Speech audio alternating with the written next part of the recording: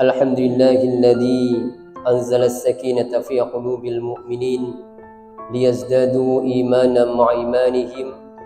Asyhadu an la ilaha illallah wa asyhadu anna Muhammadan 'abduhu wa rasuluh. Allahumma salli wa sallim wa barik ala sayyidina Muhammadin abdika wa nabiyyika wa rasulika an-nabiyil kamili wa ala alihi kama yaliqu bi kamalika wa 'adada kamali, amma ba'd. Alhamdulillah, segala puji bagi Allah yang telah memberikan rahmat, hidayah, serta taufiknya kepada kita. Pada malam hari ini kita bisa kembali bermuajah di majlis ini, di masjid yang kita cintai, Masjid Al-Ikhlas. Semoga Allah Subhanahu wa Ta'ala senantiasa mengalirkan keberkahan bagi kita semua, diberkahi usianya, diberkahi rizkinya, diberkahi keluarganya, diberkahi ilmunya, serta diberkahi ibadahnya ala hadhihi niyah wa kulli niyatin shalihah. Al-Fatihah.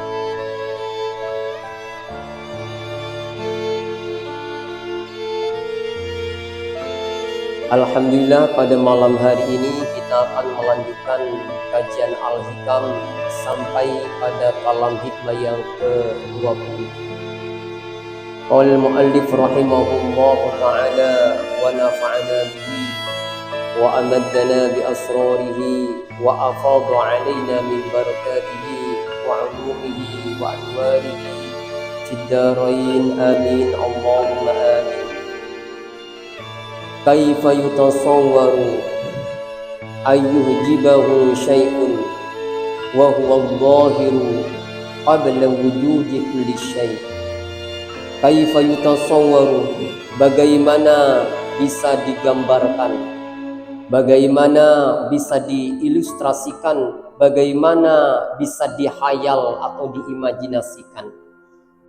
Ayyuhjibahu syai'un, bahwa sesuatu menghijab Allah Subhanahu wa Ta'ala, wa huwa adh-dhahir, sementara dia tampak, qabla wujudi kulli syai', sebelum adanya segala sesuatu. Kalam hikmah ini memberikan penekanan kepada kita bahwa Allah itu qadim, yang maha dahulu. Tapi dahulu bukan dalam perspektif tradisi atau bahasa tradisi yang kita ketahui, bahwa A lebih dahulu daripada B, bukan. Atau D lebih dahulu daripada C. Jadi bukan itu yang dimaksud dalam kalam hikmah ini. Kalam hikmah disebut bahwa dia dahulu adalah al-awwal. Al-awwal itu adalah bermula dari kata wazan af'alah, dari kata awwalah. Pertama awal, kemudian menjadi awwalah. Berarti dia yang paling atau yang lebih dahulu, lebih awal daripada apapun saja. Tidak ada dia ada tanpa awal, dia tanpa awal dan juga tanpa akhir, sehingga kita tidak bisa mengimajinasikan bahwa ada sesuatu sebelum dia. Dan bagaimana dia ada itu tidak perlu kita ilustrasikan, karena dia awal dari semuanya. Bahkan dialah yang kemudian menciptakan segala sesuatu itu eksis, baik itu di alam dunia ini ataupun di alam akhirat, atau di alam muluk malakut, alam muluk atau malam kerajaan, atau alam malakut. Itu semua yang menciptakan adalah Allah Subhanahu wa Ta'ala. Nah, di sini disebutkan kaifa yutasawwaru ayyuhjibahu syai'un wa huwa dhahir qabla wujudi kulli syai'. Litahaqqaqa hadzal isma lahu azlan wa abadan. Ini untuk memastikan, menetapkan melalui isim ini awalan bahwa dia adalah azali dan selamanya. azali dan abadan. Azali itu apa? Dia ada sebelum semuanya ada. Dan sesungguhnya yang mengadakan segalanya juga adalah Dia, Allah Subhanahu wa ta'ala. Maka kemudian bagaimana digambarkan oleh kita bahwa yang baru akan menghalangi yang dahulu, padahal semuanya itu datang dari yang maha dahulu itu. Kemudian di dalam Al-Quran Allah Subhanahu wa ta'ala menegaskan huwal awwalu wal akhiru wal zahiru wal batin. Dia yang maha awal, tidak ada yang awal ya selain Dia, ya. Dan Dia wal akhir, tidak ada yang akhir yang menyudahi Dia. Maka itu artinya bahwa Allah Subhanahu wa ta'ala adalah yang muasal, menjadi muasal dari semua semesta ini. Jika kita ini ada sebabnya, oh kita ada karena ada ibu dan ayah kita. Ibu dan ayah kita ada karena ada orang tuanya kita. Jadi ada karena yang kemudian ujungnya karena itu adalah Allah Subhanahu wa ta'ala. Sementara Allah tanpa karena. Dia ada dengan sendirinya. Ya. Jadi sebagaimana yang saya sampaikan, dalam kehidupan ini ada awal, ada akhir. Ada awal tapi tidak ada akhir. Tidak ada awal dan tidak ada akhir. Apa yang ada awal tapi ada akhirnya? Yang ada awal dan ada akhirnya itu adalah dunia. Dunia ini pasti ada endingnya, ada pemungkasnya, ada puncaknya. Semua kehidupan dunia pasti ada akhirnya. Kemudian apa yang ada awal tapi tidak ada akhirnya, itu adalah akhirat. Akhirat itu ada awal tapi tidak ada akhirnya. Jadi akhirat itu diabadikan oleh Allah Subhanahu wa ta'ala. Yang memiliki karakter sama dengan akhirat adalah manusia. Maka disebutkan oleh Rasulullah Muhammad SAW, la aisha illa aishal akhirah. La aisha illa aishul akhirah. Tidak ada kehidupan kecuali kehidupan akhirat. Jadi kehidupan akhirat itu adalah kehidupan yang abadi. Demikian juga manusia. Manusia itu ada awal tapi tidak ada akhirnya.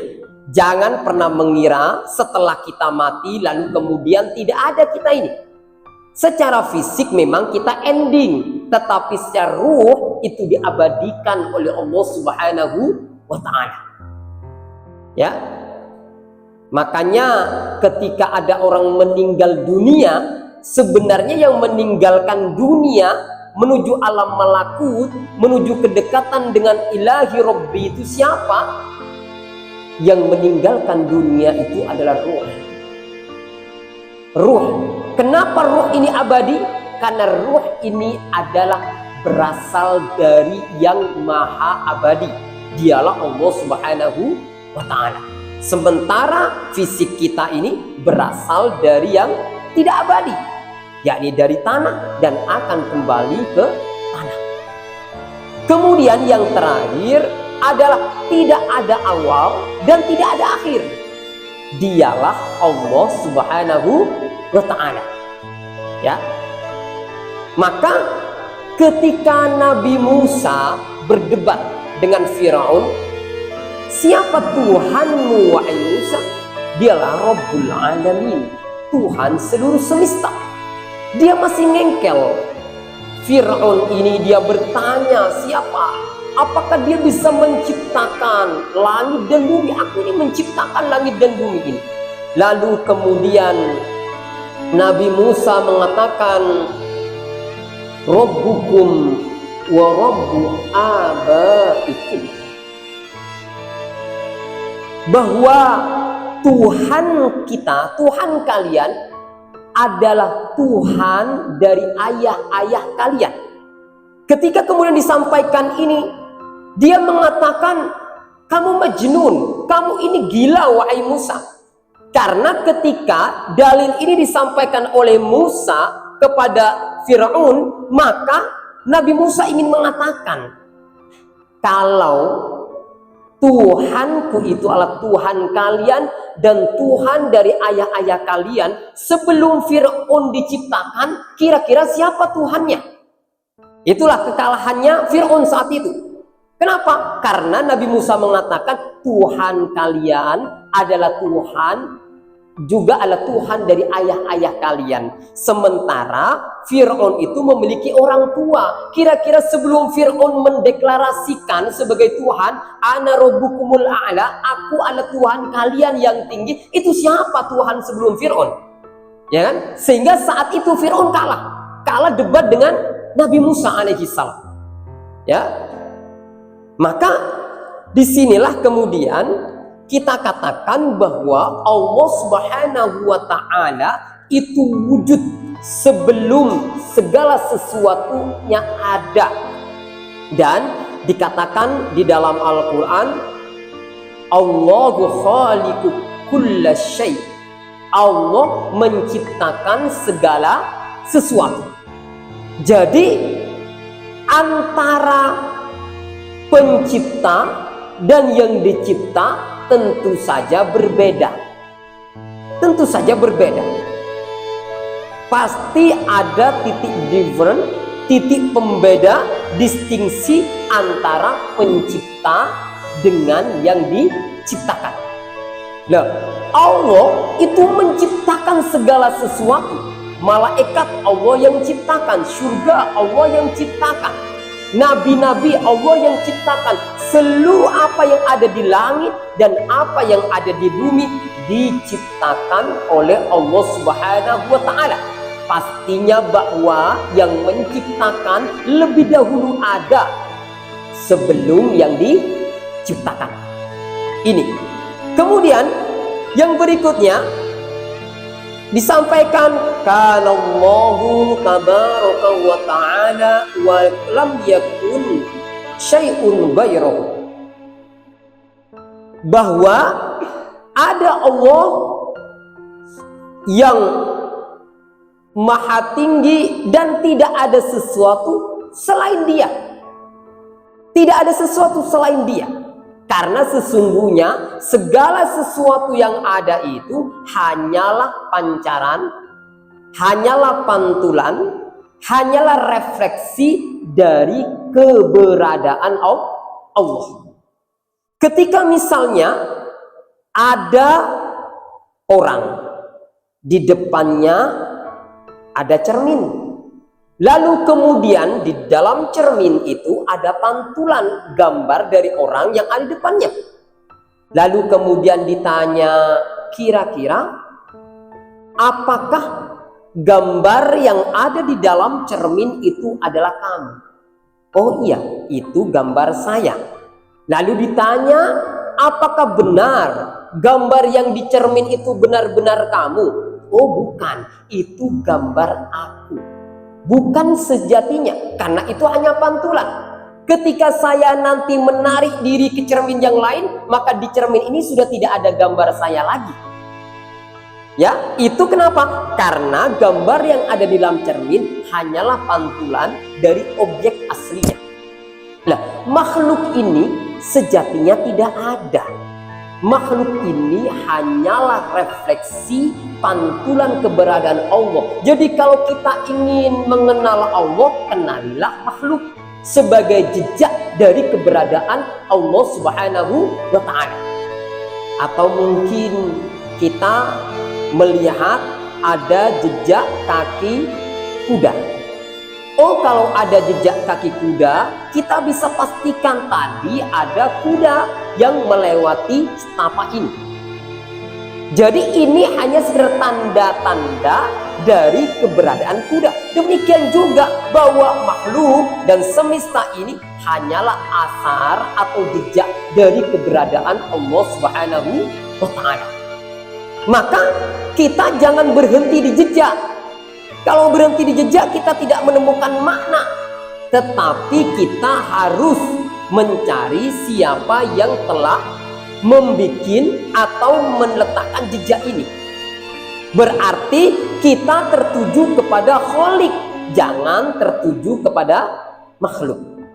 Ya, ini fungsinya. Kita fokusnya kepada Khalik, bukan kepada makhluk. Sehingga apa? Ketika kita melayani makhluk, ketika kita melakukan interaksi dengan makhluk, ketika kita bermuamalah dengan makhluk, yang dituju oleh kita bukan makhluk, tapi yang dituju oleh kita adalah Khalik. Bagaimana setiap interaksi muamalah yang kita lakukan itu bisa meraih ridho dari Khalik, yakni dari Allah Subhanahu wa Ta'ala.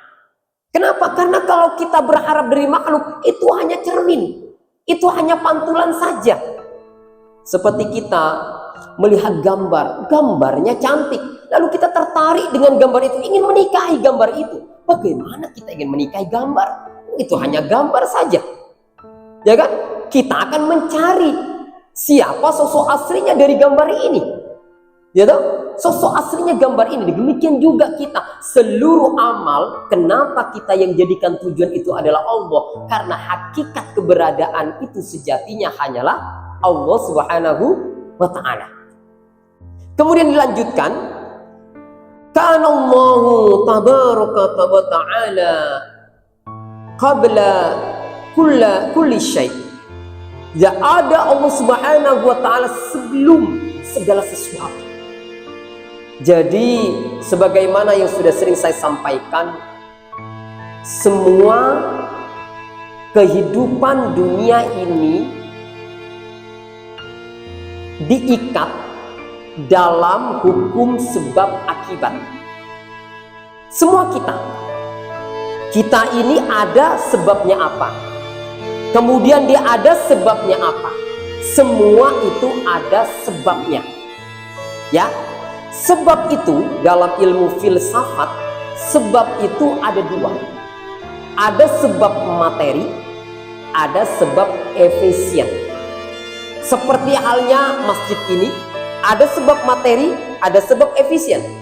Pertama, sebab materi, oh masjid ini dibangun dengan menggunakan batu, dengan ada pasirnya, dengan air, kemudian dicampur, kemudian juga ada kayu, ya, itu semua adalah disebut dengan sebab materi. Kemudian apa sebab efisiennya? Sebab efisiennya adalah masjid ini dibangun oleh tukang-tukang yang profesional, yang dia memang berpengalaman dan memiliki keahlian di bidangnya, sehingga masjid ini tertata dengan baik, penataannya baik, kemudian bangunannya juga kokoh. Itu disebut dengan sebab efisien. Lah, demikian juga semesta ini diciptakan dengan materi. Juga ada yang menciptakan, tetapi Allah tidak. Allah itu tidak ada materi yang membuat dia ada, dan juga tidak ada yang menciptakan dia. Dia ada dengan sendirinya. Gitu ya.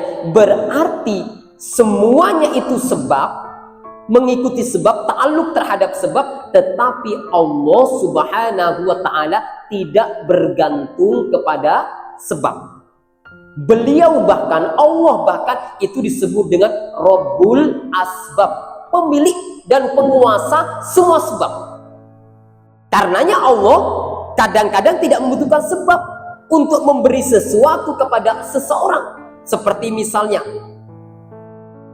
Nabi Ibrahim, kalau menurut hukum sebab akibat atau menurut Newton hukum kausalitas, maka seharusnya Nabi Ibrahim itu terbakar dalam kobaran api Namrud. Tetapi nyatanya tidak. Ya, dengan kekuasaan Allah Subhanahu wa Ta'ala, api tidak membakar kulit dari Nabi Ibrahim sedikit pun. Bahkan kemudian api itu menjadi sejuk, menjadi dingin, dan menyelamatkan bagi Nabi Ibrahim. Qulna ya narukuni bardaw wa salaman ala Ibrahim. Ya, kami berkata, ya narukuni, wahai api kuni, jadilah bardan, ya dingin, sejuk, wasalama, dan menyelamatkan ala Ibrahim, bagi Nabi Ibrahim. Berarti apa? Allah tidak bergantung pada sebab, tetapi manusia bergantung juga kepada sebab. Seharusnya manusia tidak perlu bergantung kepada sebab, tapi bergantung kepada pemilik sebab, yakni Allah Subhanahu wa ta'ala. Karena konsepnya, kalau sebab itu memiliki keterkaitan dengan akibat, seharusnya sebab yang sama melahirkan akibat yang sama. Gitu ya. Misalnya ada orang sama-sama sakit diabetes misalnya. Diabetes stadium 4 sama-sama, kemudian ditangani oleh dokter yang sama, ya, kemudian diberi obat yang sama, tapi ternyata nasibnya berbeda. Yang satu bisa pulih dan segar kembali, tapi yang satunya kemudian Allah panggil. Itu artinya sebab yang sama belum tentu melahirkan akibat yang sama. Ya. Tetapi memang kita ini di dalam hukum dunia ini kita harus mengikuti sebab-sebabnya. Tetapi jangan bergantung kepada sebab. Makanya dalam Al-Quran fa'at ba'asababa, ikuti sebab-sebabnya. Tetapi kita jangan bergantung kepada sebab, namun bergantung kepada Rabbul Asbab. Dialah Allah Subhanahu wa ta'ala. Kemudian disebutkan kana Allah wa la syai'a qablahu wa kana arsyuhu 'alal ma. Ada Allah dan tiada sesuatu sebelumnya, dan ada arsy-Nya di atas air. Jadi sama tadi bahwa Allah ada sebelum segala sesuatunya ada. Lalu kemudian jika Allah itu ada sebelum wujud dari segala sesuatu, lalu bagaimana sesuatu yang baru ini bisa menghalangi sesuatu yang dahulu, sesuatu yang awal? Ya, seharusnya tidak. Kenapa? Karena justru bagaimana ya yang baru dan juga yang sebenarnya hanya refleksi ini bisa menghalangi sesuatu, menghalangi hal yang dahulu, yang awalnya ada. Misalnya begini, guru saya mengumpamakan seperti ada perahu. Perahu lewat di sungai. Tiba-tiba di depannya ada bayangan pohon kelapa, sehingga kemudian bayangan pohon kelapa ini mungkinkah menghalangi perahu melaju? Tentu saja tidak. Kenapa? Karena ini hanya bayangan pohon kelapa, bukan pohon kelapa yang sebenarnya. Ya toh? Seharusnya bayangan ini tidak menghalangi yang hakiki. Kita semua ini yang majasi, sementara yang hakiki itu adalah Allah Subhanahu wa ta'ala. Maka kita coba lihat diri kita, mana diri kita. Setelah kita telusuri, kita selidiki lapis demi lapis kedirian kita, kita sebenarnya ketiadaan. Kenapa? Semua kita ini Adam. Yang ada itu sebenarnya adalah Allah Subhanahu wa ta'ala. Kemudian di sini sebutkan litahaqqaqa hadhihi isma lahu azlan wa abadan fadhuhuruhu ta'ala dzati lahu. Ya. wa zuhurul akwan nasyi'ah min tajlihi alaiha bisifati zuhur. Jadi sesungguhnya yang hakiki itu adalah yang ada secara azali dan abadi. Jadi azali itu apa? Sebelum semuanya tercipta, itu adalah zaman azali. Itu zaman di mana Allah hanya ada dengan dirinya sendiri. Tidak ada yang tahu. Kata guru saya membayangkan ketika di dalam hutan tidak ada siapapun di dalamnya, tiba-tiba pohon itu roboh. Kiranya ada yang mendengar enggak? Ada pohon yang roboh, sementara di hutan tidak ada siapa. Itu artinya apa? Bahwa Allah itu ada dengan ketunggalannya. Tidak ada selain Dia. Maka disinilah kemudian disebutkan wa zuhurul akwan, dan tampaknya semesta ini nasyi'ah min tajlihi alaiha bisifati zuhur, timbul dari apa? Perwujudan atas akwan bisifati zuhur, dengan sifat-sifat Dia yang tampak.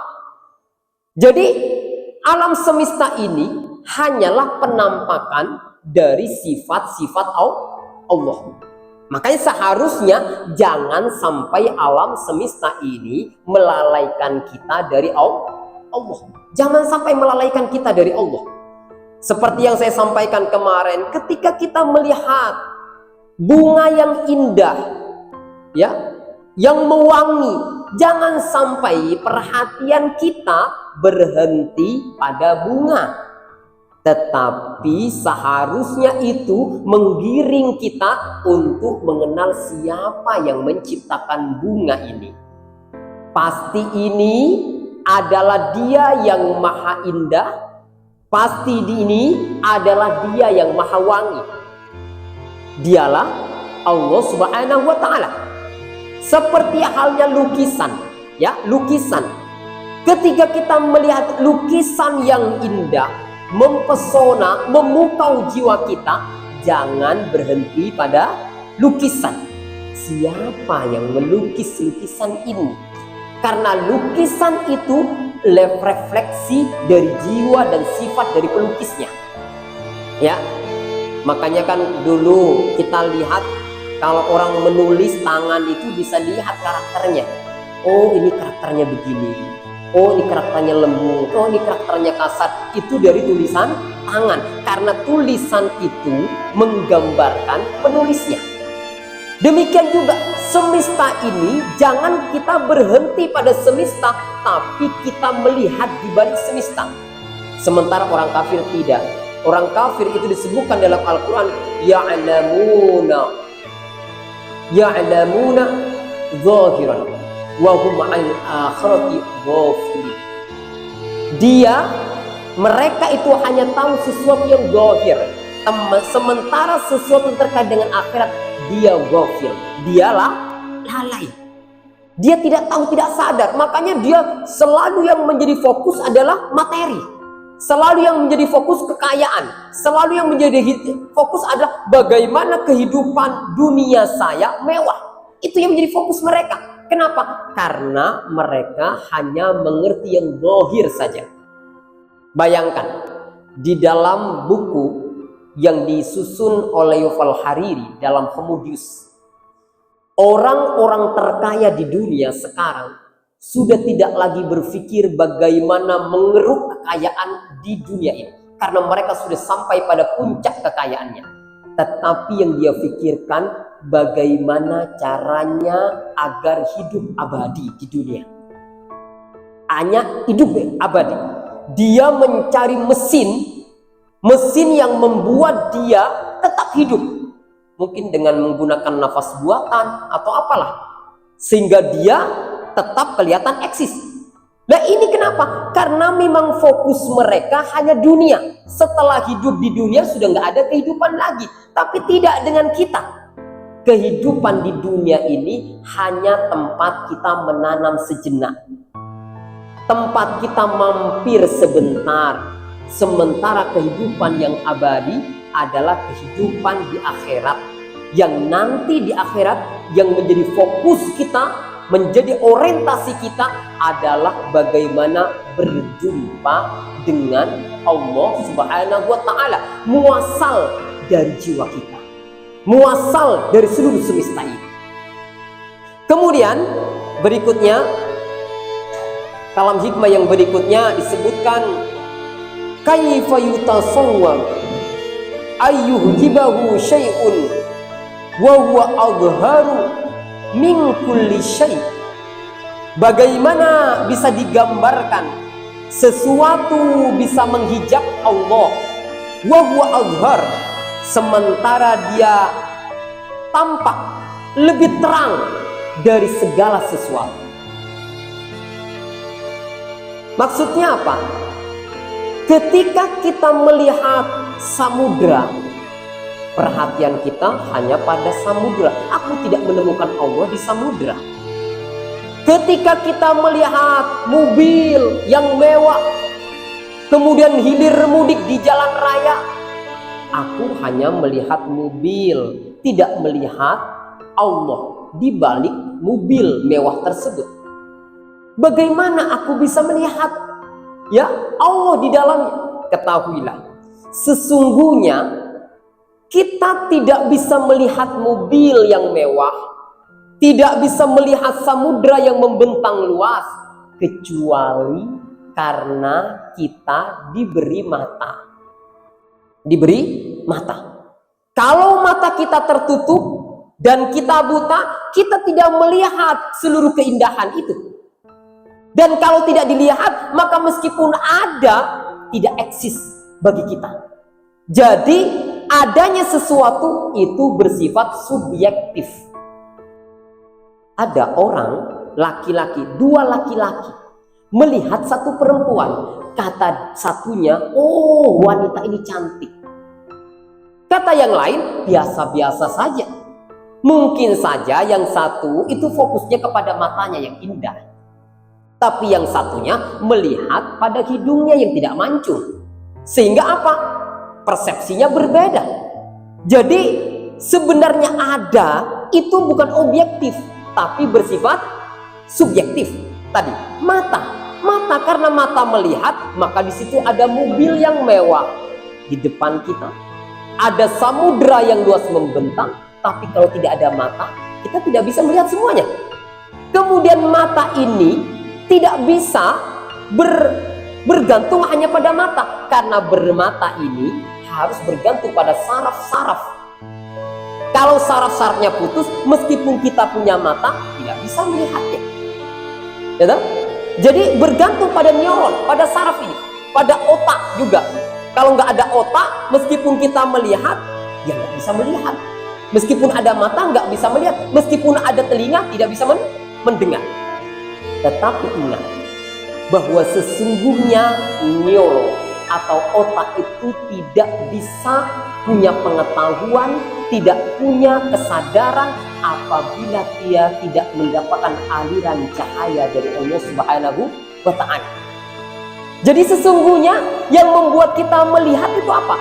Ya cahaya Allah. Berarti Allah Subhanahu wa Ta'ala. Seharusnya kita tidak fokus kepada apa tadi? Kepada mobil, kepada samudra. Tetapi ingat bahwa aku bisa melihat ini karena ada kesadaran. Kesadaran itu siapa yang menciptakan? Kesadaran itu adalah Allah yang menciptakan. Karena ada orang otaknya aktif, tetapi dia tidur. Dia tidur. Karena tidur, maka dia tidak bisa mendengarkan sesuatu di luar dirinya. Kenapa? Karena kesadarannya tidak aktif.